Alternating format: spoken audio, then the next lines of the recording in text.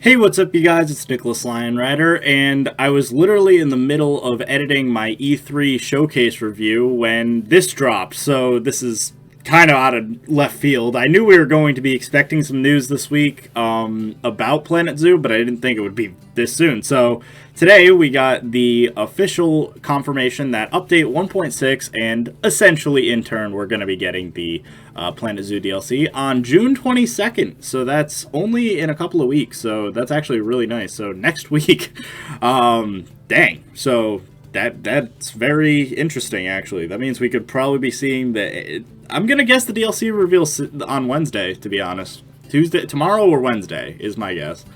And yeah, so because that would give us, animal reveal 1, 2, 3, 4. Yeah, that checks out. So we only have 4 or 5 animals this time, so that would make sense. But without further ado, let's kind of get started with all of the updates. So this is actually a huge update comparatively to what we're used to. So can't say this is much of a surprise, but we are finally getting bear swimming, or bear deep diving, I should say. So they actually gave it for 4 of the bears. So the polar bear, which makes sense, grizzly bear, Formosan black bear, and the sun bear. And all of these are going to be able to deep dive, so that's awesome. Specifically, the polar bear is probably the one that everyone is going to be most excited by, for certain. I'm kind of wondering why they wouldn't just go through the extra effort of adding the Himalayan brown bear and, because why not? Or maybe even the panda. I know they might not swim as much, but it's odd that they just excluded them for, seemingly no reason. But the fact that these 4 bears dive, awesome. So, very excited about that. We already knew we were going to get that long list of polar bear changes, so they notably left out the deep diving in that original post, and I could have sworn that was going to be the case, so that's really nice. But it looks awesome, so I'm really glad we're finally getting bears that are able to dive. Next up, we finally are getting custom audio speakers. So this is awesome for anyone who wanted some custom music tracks or ambient audio for your zoos to go along with your custom billboards. So they're going to support all of the audio formats that were supported in Planet Coaster. So OGG, OGA, FLAC, MP3, WAVE, WMA, AAC, and W4A. So all of your audio formats. And you will be able to get custom music in your zoos. So that'll be very exciting. I could definitely see some people even using this as an alternative if they don't want to make their mods have, let's say the Howler Monkey mod that Leaf made. Instead of programming the Howler Monkey to change the audio, you just add Howler Monkey sound effects. That could be a way to get around that for modding. So that's kind of really nice. So I think that's going to be an awesome feature, and a lot of people are going to enjoy that. But a big thing that I never thought was a huge deal, but the coaster fans are going crazy for, are Vista Points.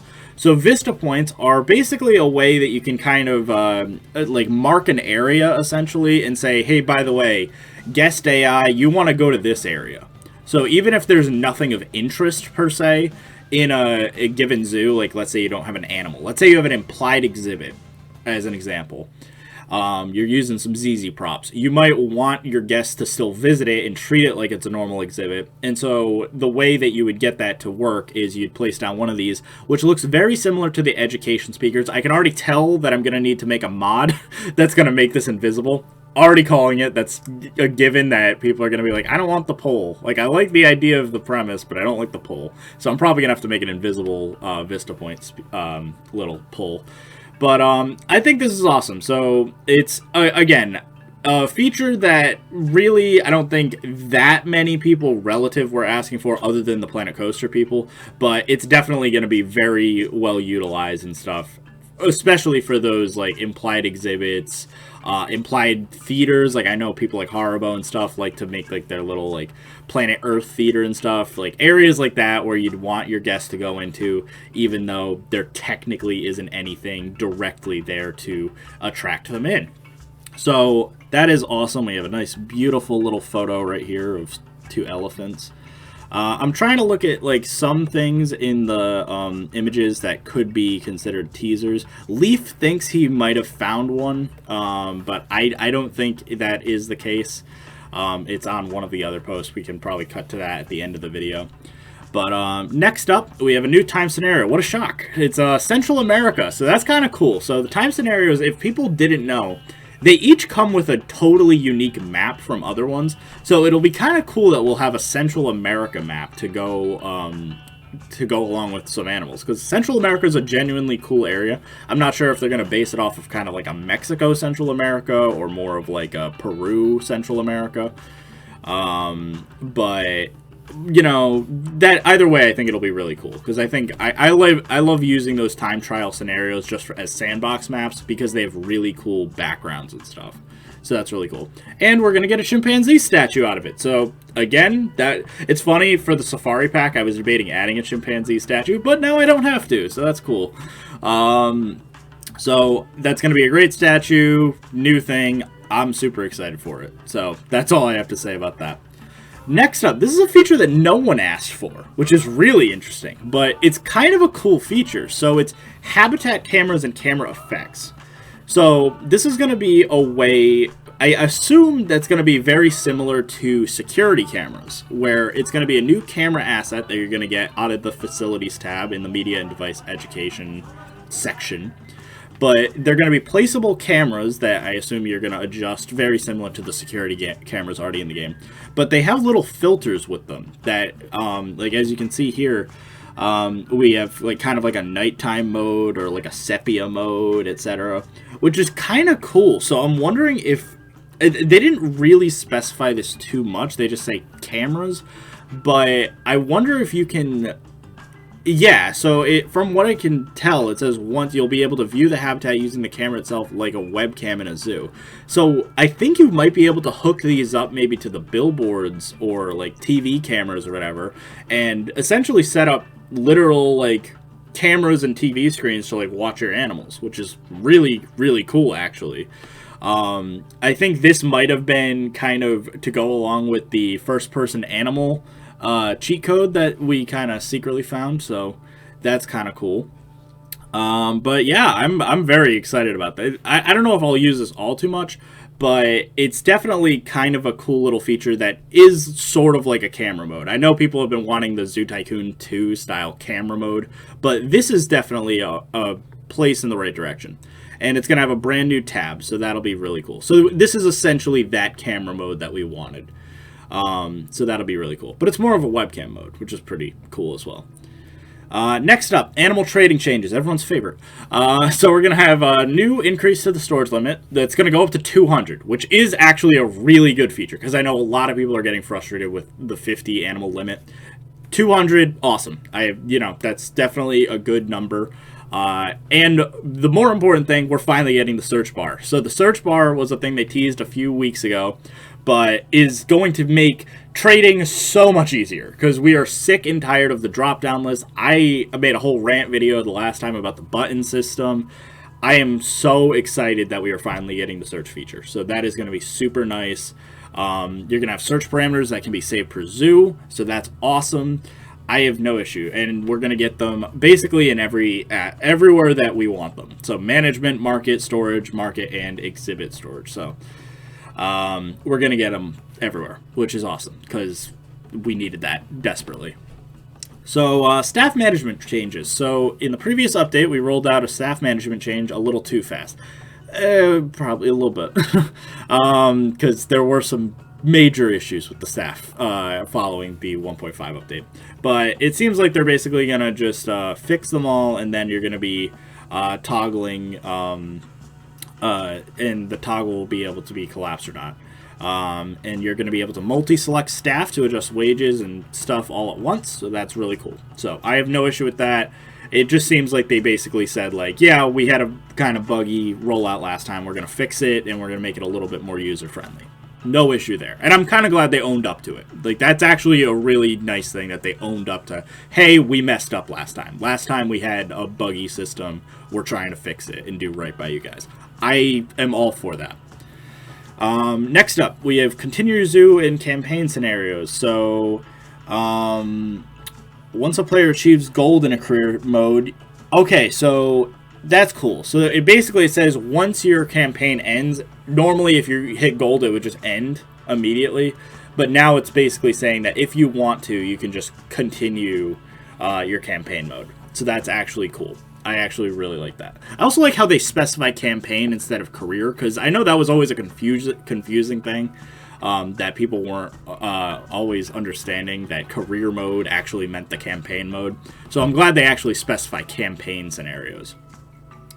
Next up, new sandbox settings. So this is awesome. So, you know, this is where my bread and butter is. So we're going to get a whole new set of sandbox options. So what are they? So Sandbox will now be receiving a new preset selection for to either emulate another mode or your favorite custom settings. That is awesome. So that means that instead of doing all of the stupid settings that every single time you make a new zoo, okay, disable all animal welfare, you know, enable all economy, you know, every single time. You're going to be able to make a preset, and that's awesome. And I'm totally cool with that. But here's the new settings, and they're actually kind of interesting. So for social, we have enable social groups, enable overcrowding, enable animal stress, enable animal fights, and enable animal predation and fear. So that's kind of cool, because that actually means that these are sort of settings that, you know, weren't previously available, but it helps us kind of, you know, seemingly make worse exhibits, but, you know, the option's there, and I am all for more options.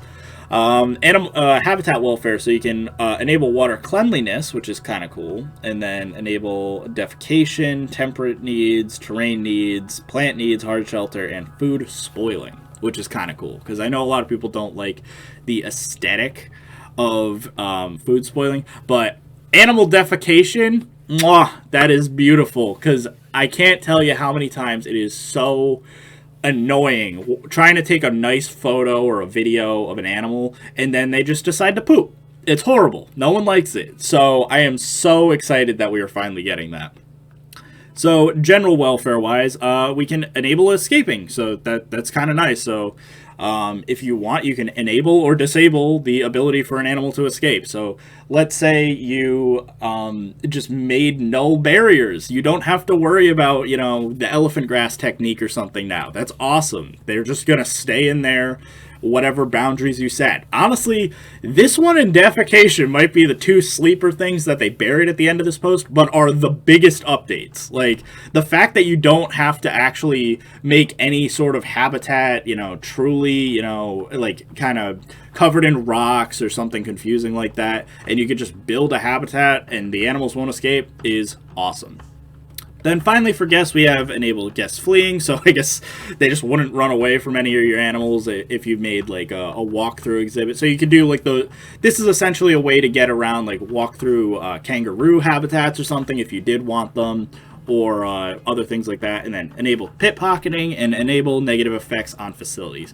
So literally all of these updates, I know I said this the last 2 times, this might be my favorite update because of just all the little changes, at least to Sandbox. And I'm also a huge polar bear fan, so I'm so glad that they're able to dive.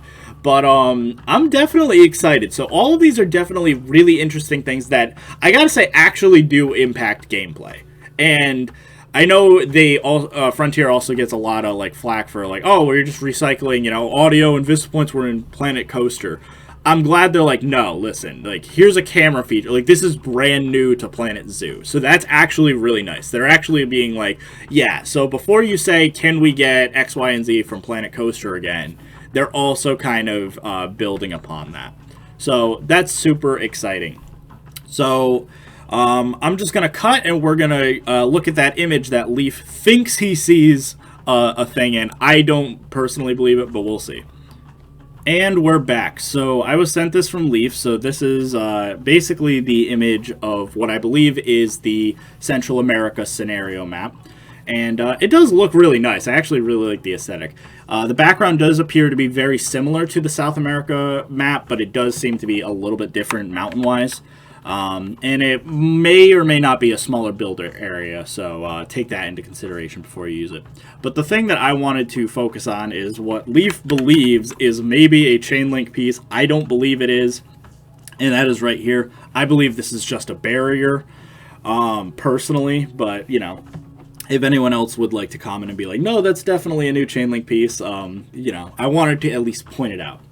I'm guessing Chainlink personally is going to come in the bird update, which I'm almost positive is going to come at some point later this year because of Jurassic World Evolutions having those free-flying dinosaurs as a major feature. The fact they made that system almost definitely indicates that we are going to be seeing flying birds in Planet Zoo at some point. So I assume if and when we get Chainlink, it'll be then. But I hope you guys have enjoyed today's video. Thank you all for watching as always, and I will see you next time.